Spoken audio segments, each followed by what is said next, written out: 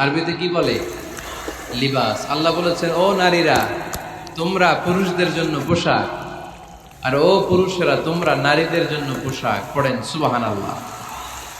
পোশাকের বেসিকলি তিনটা কাজ। কয়টা?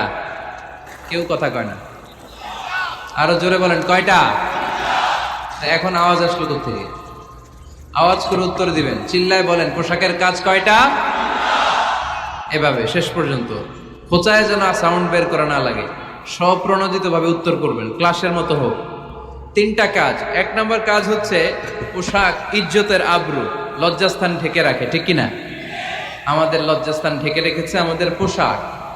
ঠিক তেমনি স্বামী তার স্ত্রীর ইজ্জত হেফাজত করে, স্ত্রী তার স্বামীর ইজ্জত হেফাজত করে, স্বামী তার স্ত্রীর চরিত্র হেফাজত করে, আর স্ত্রী তার স্বামীর চরিত্র হেফাজত করে। এজন্য আল্লাহ একে অপরের উদাহরণ